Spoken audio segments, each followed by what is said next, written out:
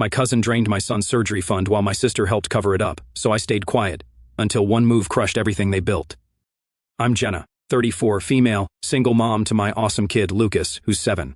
He was born with a heart defect that needs surgery to fix. It's not like he's going to die tomorrow without it, but it seriously limits his life. He gets winded going upstairs, can't play with other kids without getting all blue in the face, and has to sit out during PE and stuff. The surgery would basically give him a normal childhood. Let him run around without getting dizzy or tired after 5 minutes. You know, basic kid stuff that most parents don't even think about. I've been busting my ass as a nurse for the past 2 years, working double shifts to save up for this surgery. $188,000. Do you have any idea how many bedpans you have to empty to save that kind of money? How many holidays and weekends you miss with your kid? But whatever, I did it. Every extra penny went straight into that account. Some backstory: I got divorced 3 years ago when I was 7 months pregnant. I found texts on my husband Mike's phone that made it pretty damn clear he was screwing around. He didn't even try to deny it, just shrugged and said, "It happens." He wouldn't tell me who she was, just that it was someone I knew and that it was complicated. Real stand-up guy. I kicked his ass out, had Lucas alone, and filed for divorce. Mike pays child support when he remembers, rarely, and sees Lucas even less. My family acts all weird about it at gatherings, like I'm some charity case. Poor Jenna couldn't keep her man happy. Meanwhile, whoever he cheated with got to keep her reputation intact while I'm the sad, divorced mom. My sister, Olivia, is the golden child of the family, always has been. She got the college fund, I got life experience. Her wedding cost more than my car. She's a pediatrician, married to James, a finance bro, with the perfect house in the perfect neighborhood and their perfect kids. Our parents think she shits rainbows. Anyway, my cousin Amber moved in with Olivia about 6 months ago. After some bad breakup, she started coming over to my place all the time, playing with Lucas, bringing him little dollar store toys. I thought it was nice of her. She kept asking about the surgery, when it was scheduled, which hospital, how much it cost. She seemed really concerned. I actually thought, wow, at least someone in this family gives a crap about Lucas besides me. Now, the thing is, last Friday, I was at work when I got a notification from my bank app about unusual activity. I checked my accounts during my break and almost passed out. Multiple transfers over the past week had completely emptied my surgery fund. $188,000 gone. My hands were shaking so bad I spilled coffee all over my scrubs. I called the bank right away, desperately hoping for some mistake, a glitch, an error, anything that wasn't what I feared. But the rep on the phone shut that hope down fast. The transfers had come from my home IP address, from my own laptop. To the bank, it all looked legit. My hands clenched into fists. I knew I didn't make those transfers. I'm paranoid about my passwords. Never write them down, never save them, never share them. But if it wasn't a hack, then I swallowed hard. Had I somehow messed up? I was exhausted all the time, working double shifts, running on fumes. Had I accidentally transferred money, paid something twice? I fumbled to check my transaction history, my fingers shaking so badly I kept mistyping my password. I scrolled through the list, checking and rechecking.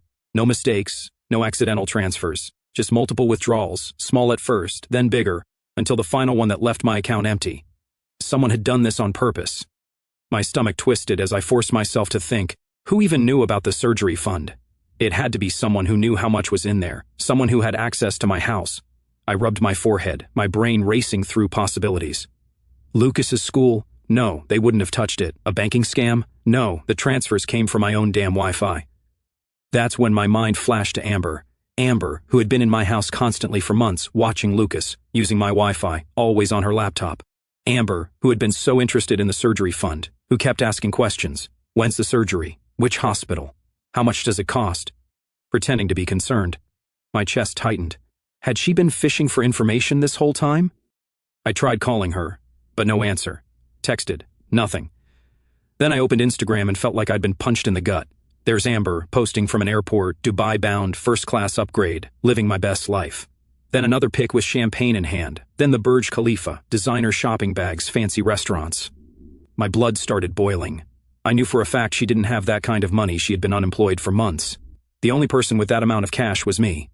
A chill ran down my spine. Had she really? No, I needed answers. I needed confirmation. So I called my sister Olivia, and she acted all shocked. Amber mentioned a trip, but I thought she'd been saving up. She used my laptop sometimes to job hunt, Jenna. I had no idea.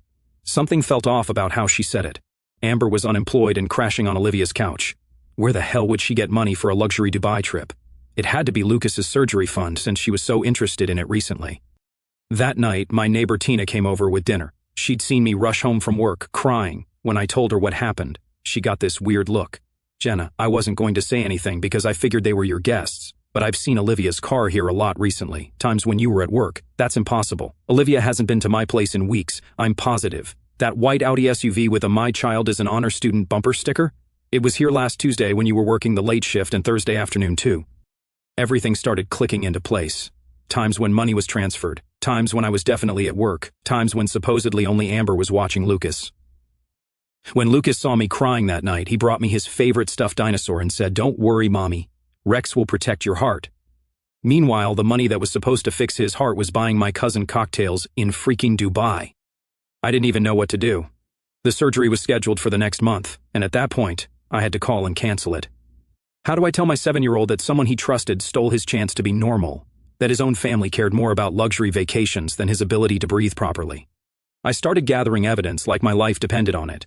Screenshots of the bank transfers, timestamps, Amber's social media posts showing exactly when and where she was spending the money. I even printed them out and made a timeline, like those crime boards you see in detective shows. My dining table looked like something from Criminal Minds. But something still wasn't adding up. How did she get my passwords? I don't save them on my laptop. I don't write them down anywhere. And some of the transfers happened while I was at work, when Amber wasn't even at my house. So I called my internet provider and asked for my router's connection history. The customer service guy was like, "Ma'am, we don't usually provide that without a police report." But I literally started crying on the phone and told him someone stole my son's heart surgery money.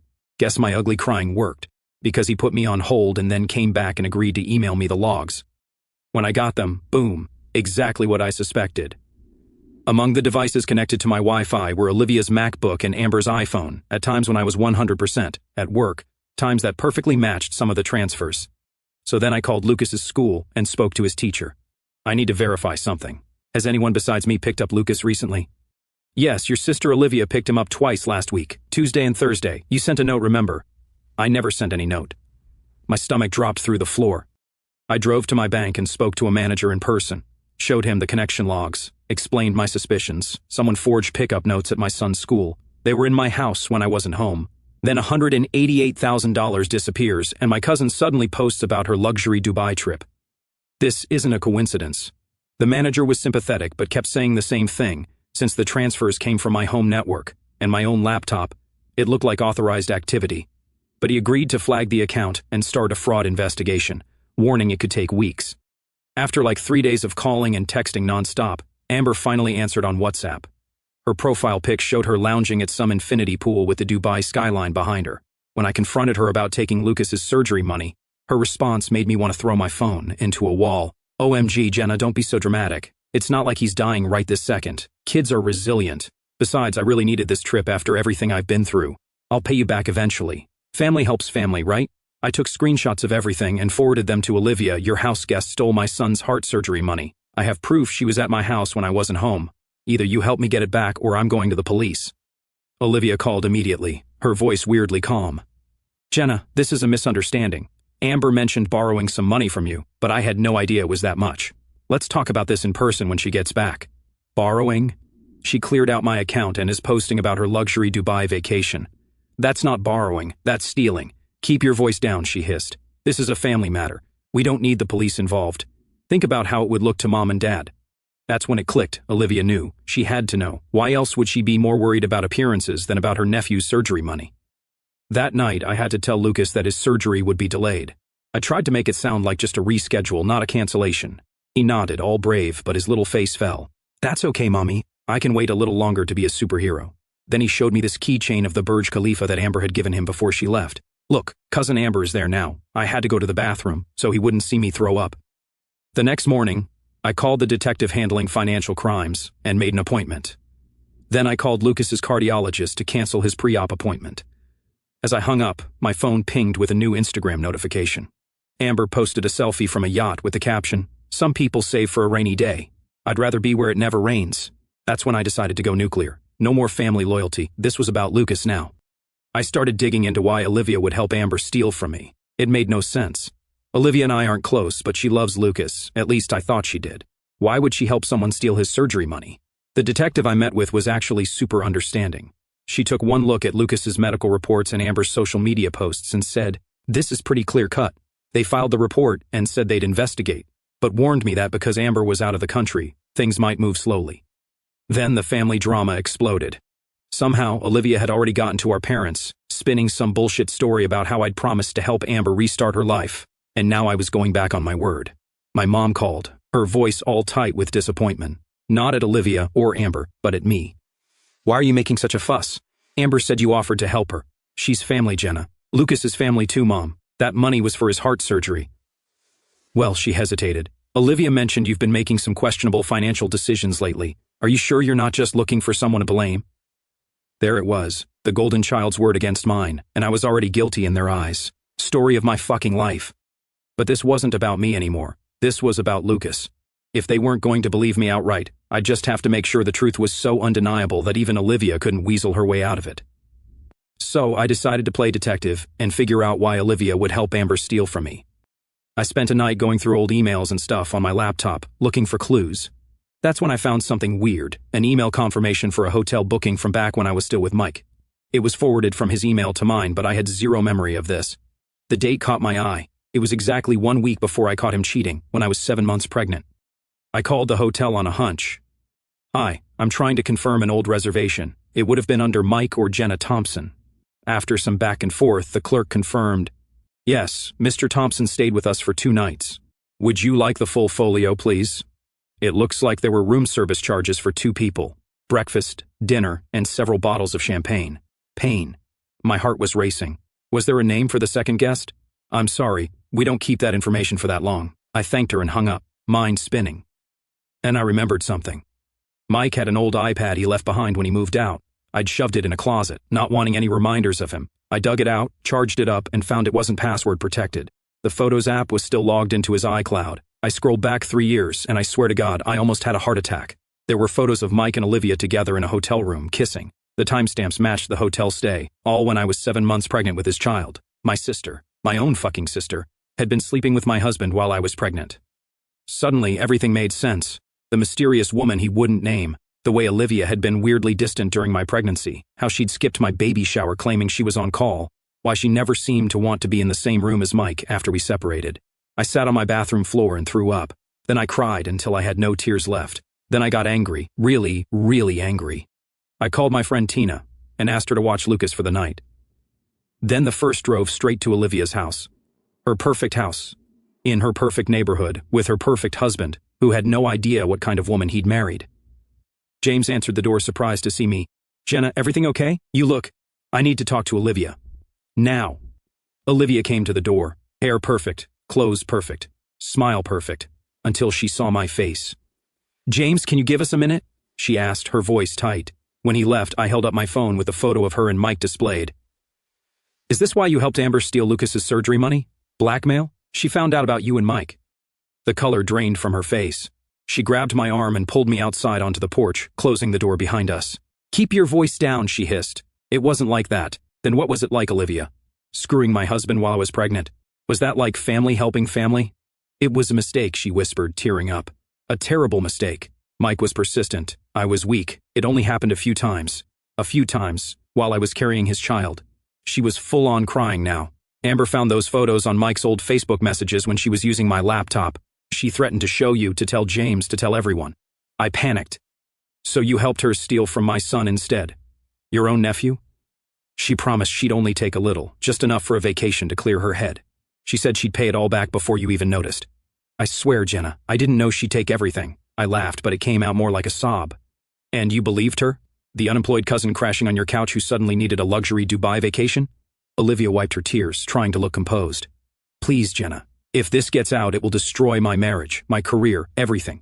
You should have thought about that before you slept with my husband, before you helped steal my son's surgery money."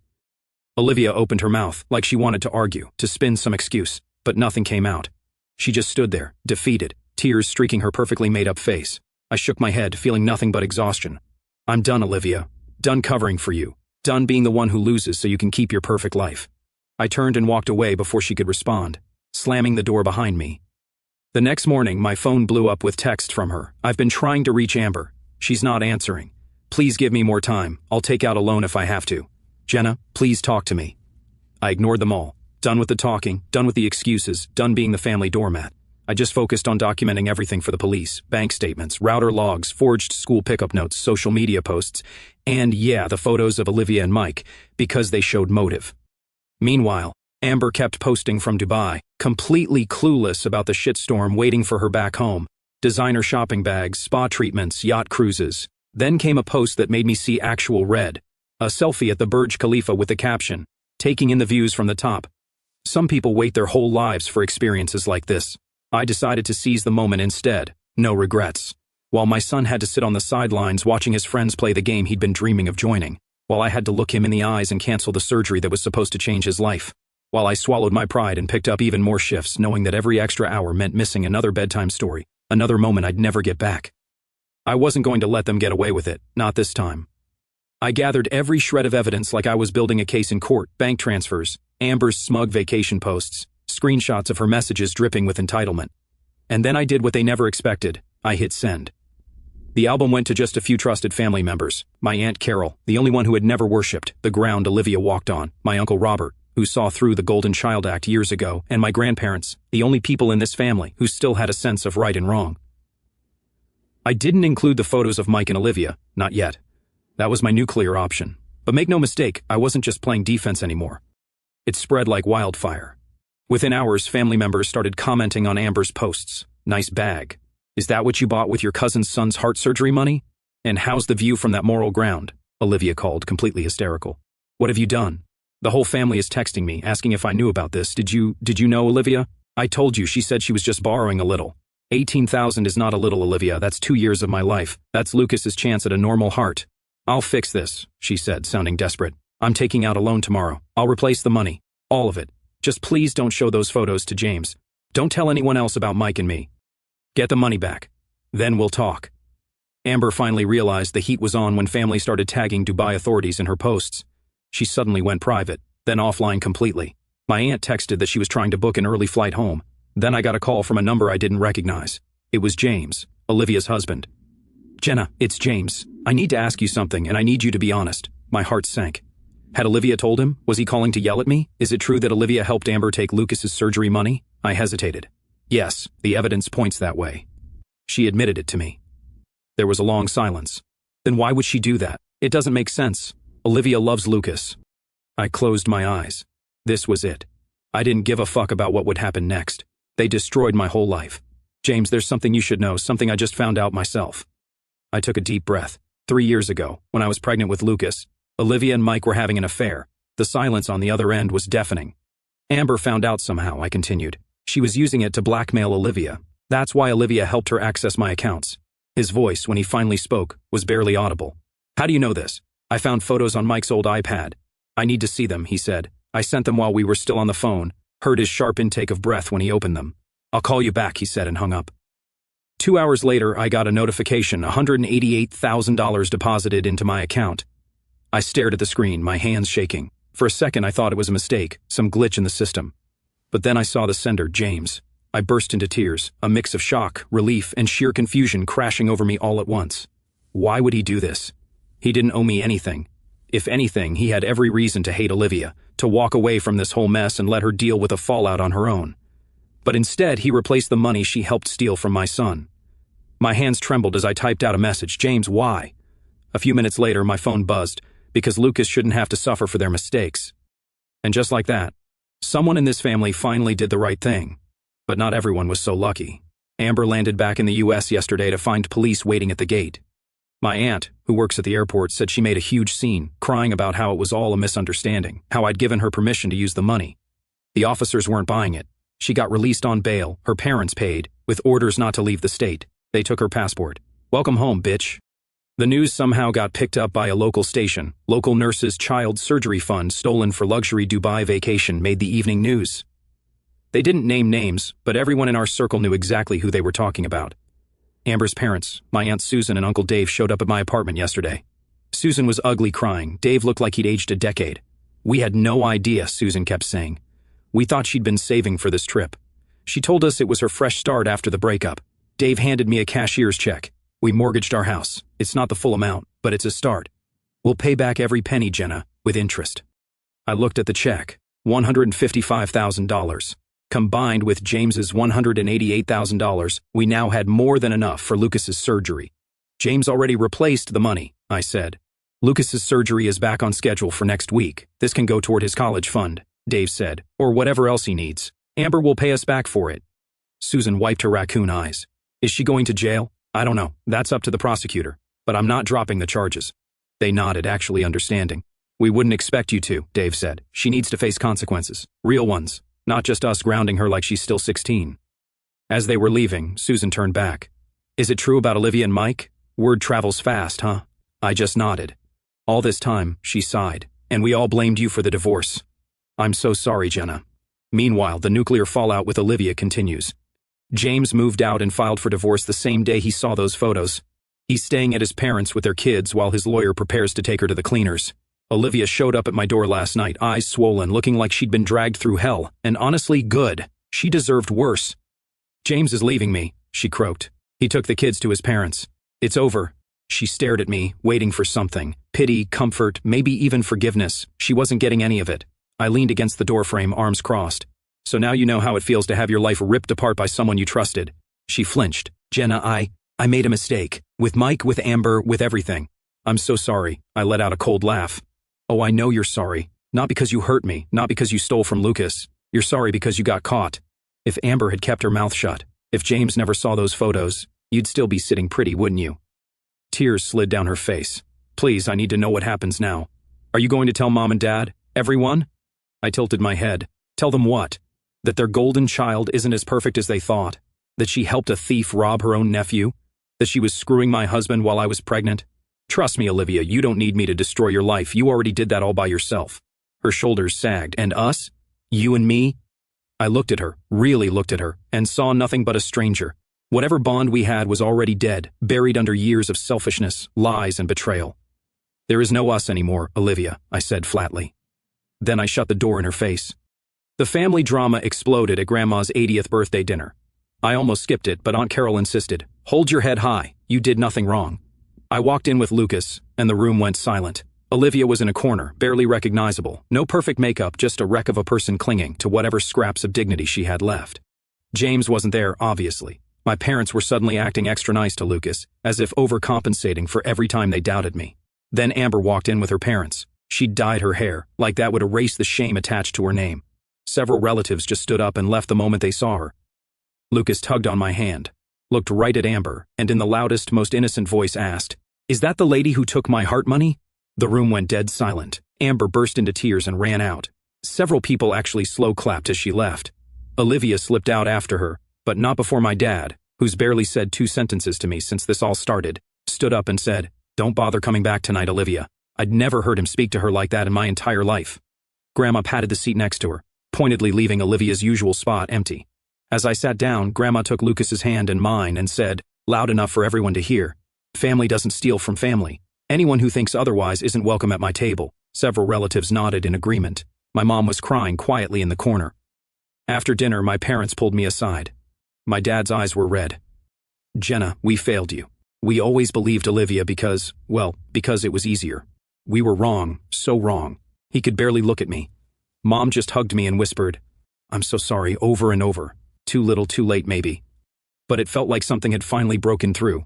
Like they were seeing me, really seeing me, for the first time in years. When Lucas and I got home, I tucked him into bed, and he asked, "Is everyone mad at Aunt Olivia and Cousin Amber because they took my heart money?" "Yes, buddy," I said. He thought about this for a second. They must be really sad people to do something so mean. Out of the mouths of babes, right? This 7-year-old with a broken heart has more emotional intelligence than both of them combined. Lucas's surgery is scheduled for Monday. His little calendar has a big red heart drawn on the date, and he keeps telling everyone his special heart day is coming. I'm terrified but hopeful. The nurse in me knows all the risks and complications that could happen. The mom in me just wants her baby to be able to run and play without his lips turning blue. I'll update after the surgery. Please send good thoughts, prayers, whatever you believe in, for my little guy. Despite all this drama and betrayal, I keep reminding myself what matters. Lucas is getting his surgery. That's the win here. Everything else is just noise. I'll keep you updated. Hey Reddit, sorry it's been a while since I posted. Been busy with Lucas's surgery and recovery. I can't believe this saga is finally coming to an end, and I just wanted to share how everything turned out. Lucas's surgery was a success. The surgeon said it went even better than expected. His little heart is working properly for the first time in his life. He was in the hospital for 5 days, and watching him recover has been the most incredible thing. He's breathing better already. The doctor says in a few weeks, he'll be able to run and play just like any other kid. The surgery waiting room was interesting. My parents showed up, both looking like they'd aged 10 years. Amber's parents came by with flowers and left quickly. A few nurses from my floor stopped in during their breaks. Even James came by briefly to check on Lucas.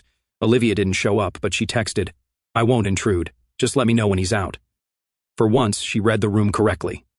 As for Amber and Olivia, karma has been working overtime. Amber took a plea deal, felony theft, 2 years probation, 200 hours of community service, and full restitution. Her nursing license application was denied. Duh. She's working at a Starbucks now and living with her parents. Every job interview ends with, "We've decided to go in another direction," once they Google her name. Turns out, employers don't like hiring people who steal surgery money from kids with heart defects. Olivia's life imploded spectacularly. The hospital board did an ethics investigation. They couldn't fire her outright for personal stuff, but they put her on probation and took away her committee positions. Her doctor friends all ghosted her. James got the house and primary custody in the divorce. She's living in some crappy apartment across town with weekend visitation. The day before Lucas's surgery, Olivia texted, asking if she could come see him before the operation. I stared at the message for a good 10 minutes before typing back, "No, not happening." It felt both terrible and amazing to set that boundary. Lucas hadn't asked about her once since the birthday dinner. I wasn't going to let her ease her guilty conscience by playing the concerned aunt now. Not after everything. She kept texting, "Please, Jenna, just for 5 minutes. I have a gift for him. I'm still his aunt." I finally responded, "You should have thought about that before you helped steal his surgery money and steal his father too. You're not welcome here." Then I blocked her number. An hour later, a delivery guy showed up with a package. Inside was a Flash action figure and an envelope addressed to me. I almost threw it all in the trash, but curiosity got the better of me. Inside was a check for $10,000 and a handwritten note, "I can't undo what I did to you, to Lucas, to our family. I'm in therapy now, trying to understand why I keep hurting the people I'm supposed to love. I'm sorry isn't enough, but it's where I have to start. I don't expect you to forgive me, but please give Lucas the gift. It's not fair to punish him for my mistakes." I set the check aside. Honestly, not sure if I'll cash it, but gave Lucas the Flash figure. When he asked who it was from, I just said, "Someone who wants you to get better." He shrugged and went back to playing. Kids are resilient like that. I didn't respond to Olivia's note. I don't think I'll ever talk to her again either. Some betrayals cut too deep for a quick fix. Last week, I heard through the family grapevine that Olivia signed her final divorce papers. James is moving to Seattle with the kids next month. His parents live there, and he got a job offer. Olivia will see the kids on holidays and for 2 weeks in summer. That's it. As for me and Lucas, we're doing better than we have in years. Yesterday was the first time Lucas actually ran across the playground without getting winded or turning blue. I sat on the bench watching him and just sobbed. Some other mom probably thought I was nuts, but I didn't care. 3 months ago, my world imploded. My son's surgery fund stolen. Family betrayals exposed. Old wounds ripped open. But today, listening to Lucas laugh as he chases his friends around, a sound I'd never fully heard before, I feel something I didn't expect. Peace. Sometimes, family is who you choose, not who you're related to. And sometimes, karma delivers exactly what people deserve.